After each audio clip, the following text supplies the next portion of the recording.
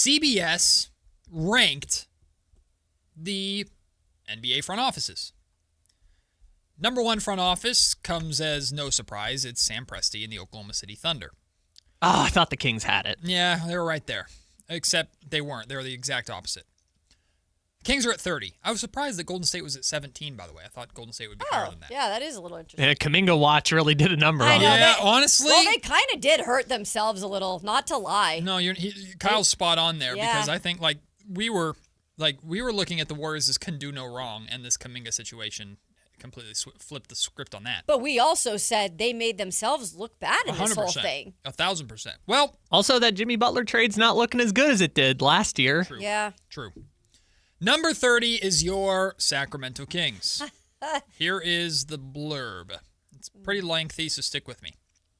The Pelicans, by the way, are 29th. Okay. The Pelicans and Kings have run away with the bottom two spots, but New Orleans has talent evaluation as a redeeming quality. I'm not sure what the Kings do well, if anything. That's as true on the court as it is off of it. They rank 28th in offense, 28th in defense, and 28th in rebounding. They foul more than almost anyone, and they even lose the turnover battle on average. What's so startling is this, that in the midst of one of the most egregious tank-offs in NBA history, the Kings weren't even trying to be this bad. They signed Dennis Schroeder to a contract that worked out so poorly that they had to give up Keon Ellis, one of the few desirable players on the roster, just to dump it. The irony of that is that they could have used a team option to make Ellis a restricted free agent and re-sign him under favorable terms last offseason, but didn't in order to keep his salary low enough to fit Schroeder under the luxury tax line. They bungled this from every angle and wound up DeAndre Hunter and wound up well, that's a typo. Hey, if you're going to disparage the Kings in an article, maybe use the right kind of... But isn't it fitting that they don't use the typo? They bungled this up from every angle and wound up with, you forgot a word there, DeAndre Hunter, a contract Cleveland was eager to dump. Speaking of contracts teams were eager to dump, how's Zach LaVine working out for them? They had the unanimous Coach of the Year in 2023. He didn't even last until the end of the calendar year of 2024. He's now thriving with the Knicks. Let's just say his replacement, Doug Christie, is not. At least he played for the 2002 Kings, though. Between Vlade Divac's disastrous GM tenure and Peja Stojakovic's time as his deputy, more than half of the team's starting lineup has now held vital roles with the organization. What's Chris Webber up to? Maybe he can fix this. When this season ends, they'll have made the playoffs once in the last 20 years. Dylan Cardwell was a nice two-way signing. I'm really straining to find anything else positive here. It's a shame, too. The Kings have some of the NBA's best fans. They deserve better than this. Okay. Well, that part's true. So, almost everything in there, I think, is completely spot on. Yeah. Here's the problem. About 80% of what I just read has nothing to do with this current front office. Nothing. He inherited a lot of it. However, what does have to do with Scott Perry is the Keon Ellis and Dennis Schroeder thing, which is, it's like an easy thing to latch onto. And the Keon Ellis has been used against now multiple different figures in Sacramento. From Mike Brown, he deserved to lose his job because how he handled Keon Ellis, to Doug Christie, who's still here, but he didn't play Keon Ellis the right way, to Scott Perry, you should have signed Keon Ellis, now you traded him away and attached him to the Dennis Schroeder contract, which, by the way, earlier in the show, we heard LeBron James praising the Dennis Schroeder signing because apparently Dennis Schroeder is good for the Cavaliers, but not good for the Sacramento Kings. I digress. Also, small caveat, important context, Scott Perry was able to move Dennis Schroeder's contract because it was one of the contracts that he negotiated, not the other 4 contracts that he couldn't move because he inherited them because they were garbage and he can't get rid of them. Important context, too, here to have in this conversation. Anyway, what caught my eye about this article is not that the Kings were 30. I expect this. The Kings are an easy target. They're low-hanging fruit. And, to be honest, they deserve to be. They put themselves in this position. Right under where their ranking is, Kayla, it says what their ranking was back in July. The Kings were 28th back in July. They dropped 2 spots. So they got worse. So my takeaway from this article and the conversation that I want to have with you and the listeners out there is, has Scott Perry made the Sacramento Kings worse? Are they really worse now than they were back in July because of a Dennis Schroeder-Keon Ellis trade?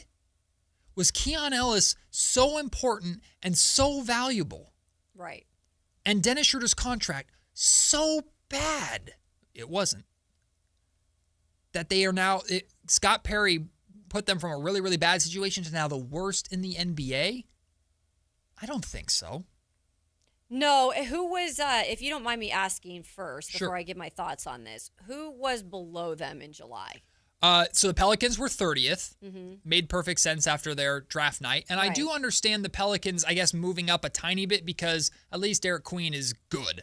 And the Pelicans and that's have, a move that they made. and they have good talent on that roster. They just have been terrible, but they have good talent. Even though they traded a top 5 pick for Derek Queen looks like a top 5 That's pick exactly. from last year's draft. Correct. Like they're reaping the benefits of that. However, the sting is yet to come, right? Sure. Because we'll see what pick Atlanta ends up with. Always, yeah. I'm So, sure but- they would have been 30 if Derek Queen just looked like Devin Carter. Yes, 100%.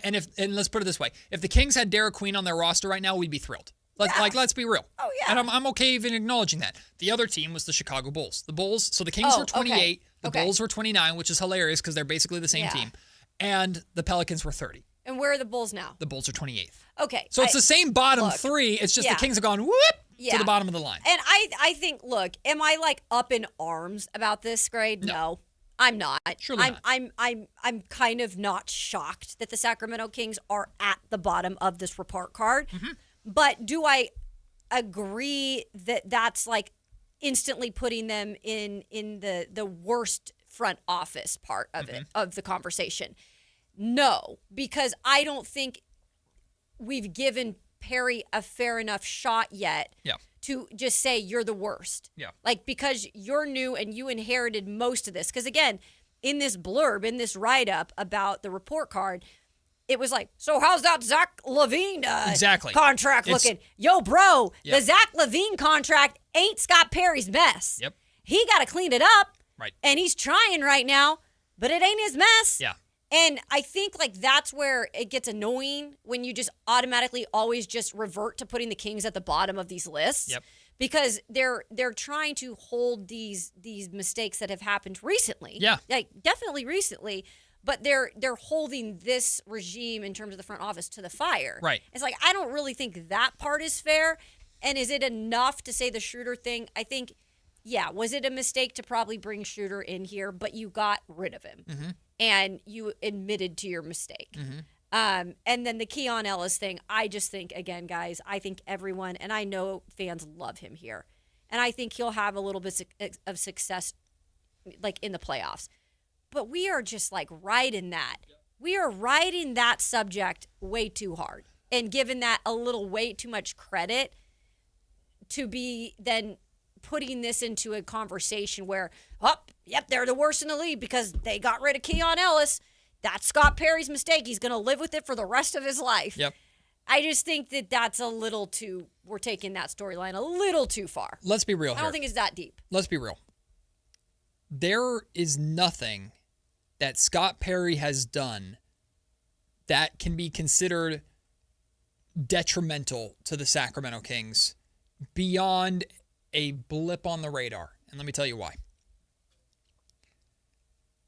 The Kings, whether Perry stumbled into it or not, we all know that this season was supposed to be far more competitive than what it has been. We knew it. We knew that was the case. Going into like this offseason and going into this season, we were talking about these next 2 years is just, well, ride out Levine's contract, ride out DeRozan's contract, see how competitive you can be over these next 2 years before you can eventually retool. Try and kill two birds with one stone. Maybe Nate Clifford can contribute to a playoff team in some capacity. This team's not going to win a title. They're probably not going to make it out of the first round if they even get there. But they have a chance to get there. That was the thought process coming into this season. Right. Now, if you want to say, if that was the goal and where the Kings are at now is a failure, you're 100% justified and willing to and able to do that. Yeah. However, I would argue that Scott Perry, whether he stumbled into it or not, has put the Sacramento Kings on the path that they needed to be on.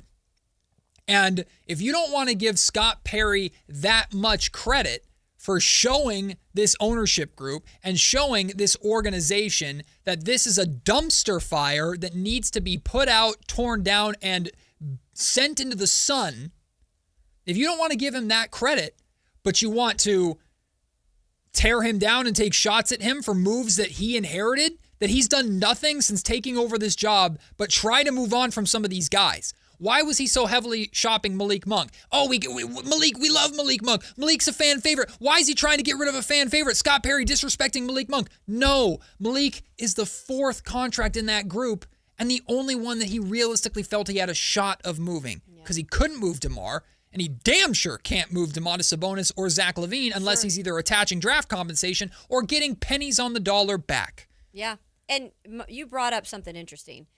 And again, when you're really digging into this organization and what they're trying to do now, and I do truly believe that Scott Perry is trying to do the right thing with not taking a shortcut or not doing the rebuild thing, right? And it's taken him convincing, what we think at least, him convincing Vivek that this is the way you're going to have to do it. Yeah. Like, we know you don't want to have no butts in those seats, but to really do it the right way, we really got to tear it down, man.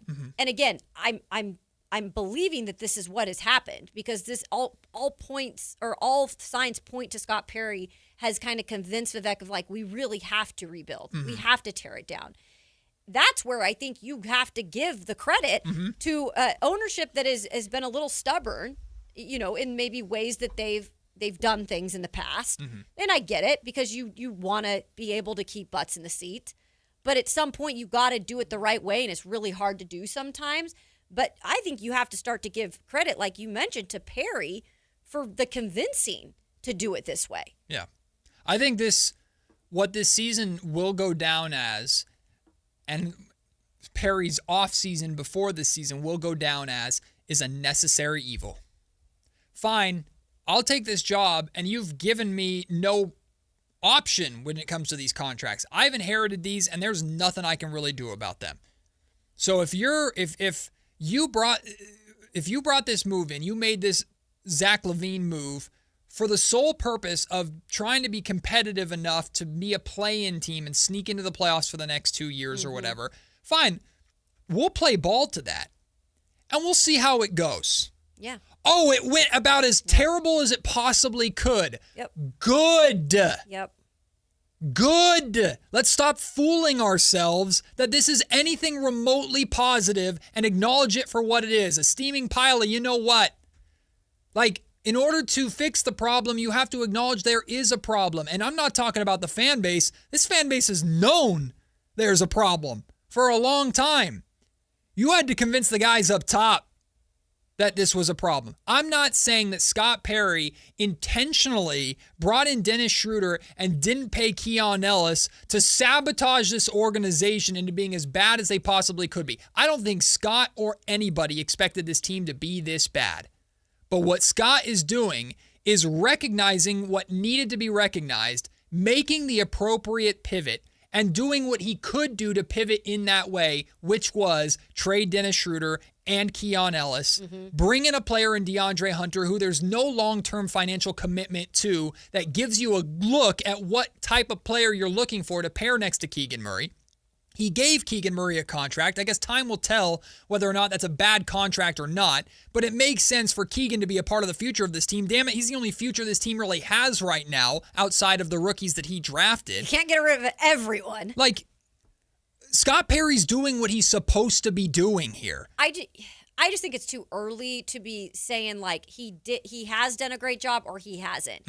And people are on fire in the YouTube chat right now all over the place in terms of the sides that they're picking. But when it comes to the grade part of it, Matt, I get the grade right now, right? Because I think it's easy to put them at the bottom just because they are the worst team in the league right now.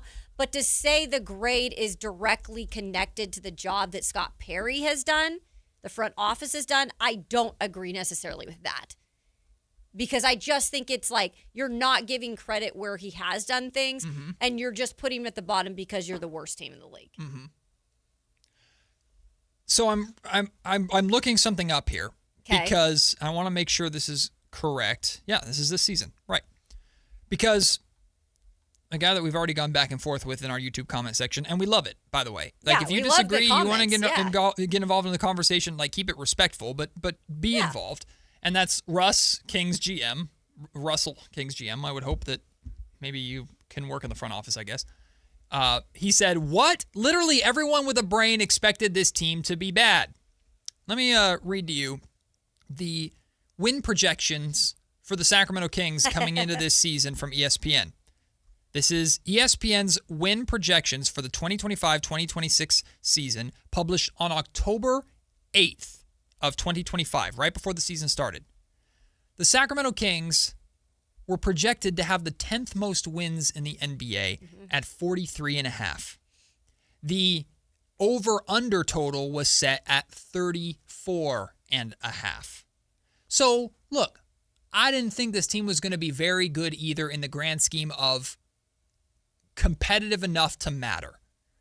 But nobody expected a roster. Take Dennis Schroeder and Keon Ellis out of it.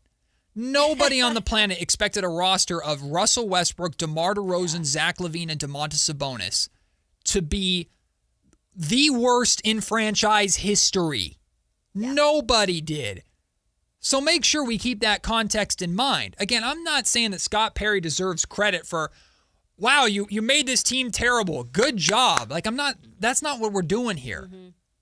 But Scott has allowed the organization, everybody, to see a full season of the mess that he inherited in action to such an extreme that it has now put the Kings in a position statistically to have the best chance that they can possibly have at the number 1 overall pick to turn this around. Sure. And while we just had a long, lengthy conversation about tanking, and now the NFL is crying about tanking, Oklahoma City Thunder GM Sam Presti is crying and being a hypocrite because he's mad that the Utah Jazz are doing what he did years ago in order to keep their pick.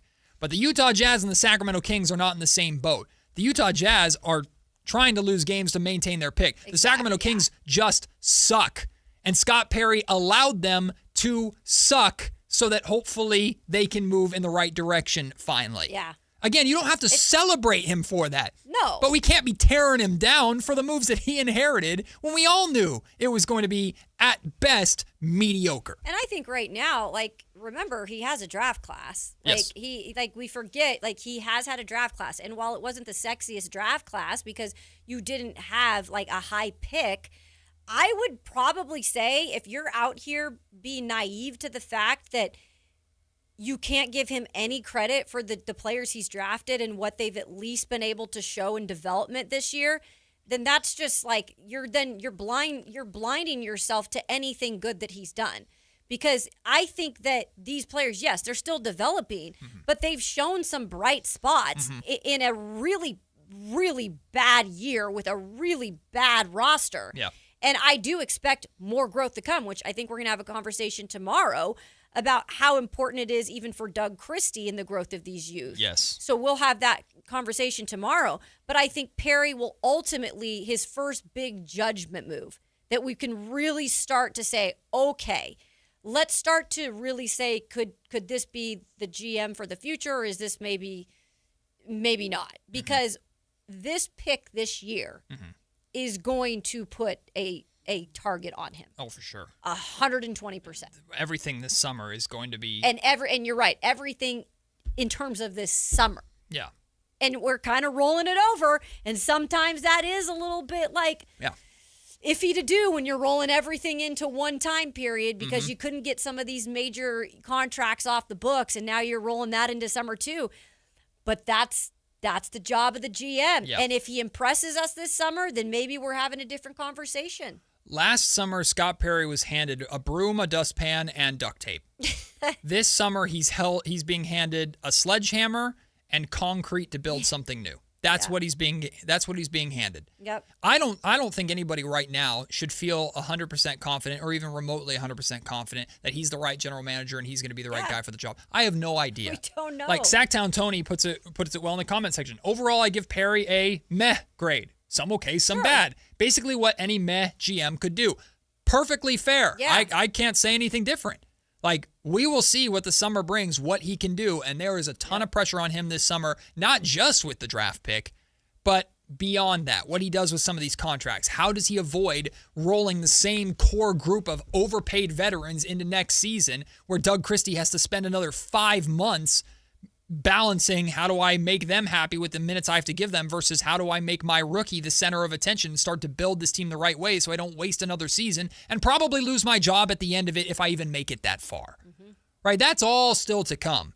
So the jury is still out on Scott Perry. But this idea that this article presents that Scott has made things worse, I think is foolish. If anything, Scott has opened the necessary eyes to the evil that is what the Sacramento Kings were doing. And now you got to abolish it. Right. Get rid of it. Yeah. Exorcism here in, there we go. in Sacramento. Our own exorcism. Exorcise the Sacramento demons. Pool guy Mark wants to weigh in on the conversation. What up, Mark? Hey, how's it going? Yeah, I hope he intentionally made it worse. Honestly, I mean, I guess it's like, it boils down to the ownership. I mean, the ownership for me, the owner. Like, the last 16 years, I mean, you've got new GMs, new players. I mean, the one constant is the owner. And I think if you don't trust the owner, you kind of lump, the front office as the GM and the owner. Yeah. So I think that's, as a fan, that's where I'm stuck. I don't trust the ownership. I don't know about Perry. I mean, he says the right things. I mean, it was a head scratcher this year. I like the players. I don't like that they were 24. I mean, you're not drafting for the future. Sure. You're just drafting for mediocrity. And I don't really give them that much credit because, I feel like they were going for mediocrity. And when they fell below that, they landed with – and when you go for the stars, then you failed and maybe make it, to the first round. But when these guys are going for the middle of the pack, I can just hope that maybe he was just so smart that he went along with the ownership for this year for a little bit and hoping privately that this would fail. And, if he did something like that, I think, man, he's brilliant. Mark, one area that I disagree with you, I don't believe that Scott Perry traded up to draft Nick Clifford as an older rookie simply to try and boost the chances of making the playoffs this year. I don't think Scott did that. I think Scott values who Nick Clifford is, regardless of his age, as a player, the archetype of player, and what he can be for this team going forward. And if this rebuild takes the magical 4 years that people are talking about, that means Nick Clifford is 28 years old on the other side of it. And he is hopefully a high-end role player that now at 28 years old is a solid contributor with 4 years of experience to a team that's breaking through. That's very reasonable to me. I think Maxime Reynaud is an incredibly skilled big man who can space the floor and shoot and hopefully protect the rim a little bit. That was more important to the Sacramento Kings, who have been looking for a player like that over the age and how old he was. Same thing with Dylan Cardwell. Kings have been looking for a rim-running, rim-protecting psychopath center that takes joy in the little things. Yeah, that was exactly. But I don't think their age was a factor in this to bring them in to contribute to a team that maybe could have made the play-in this year. No. I believe wholeheartedly that Scott looks at all three of those pieces as those three are going to be here on the other end of this rebuild, and they're going to be a part of what they're doing. They're probably not going to be starting. No. If things go right. They shouldn't be starting unless they surprise us all and are even better than we thought. You have to start somewhere when you're a GM. I think people forget how much work goes into building a team over the years, and you can't just build a team in one draft. Yep. And I think with those guys specifically, they're almost like a bit of the foundation too. Yep. You bring in guys that you think can be pieces to your puzzle, but they're not going to be the last piece that's going to make everything fit. Yeah. And the attitudes of these players that they brought in the last draft, the leadership qualities that they've brought in, the versatility of Nick. There's reasons why these GMs do the things they do.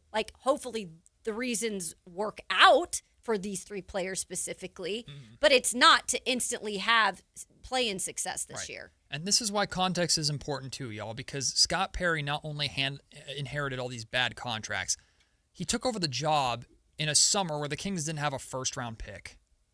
He's, again, was given duct tape to try and fix this. And I understand fans are frustrated. I'm frustrated too.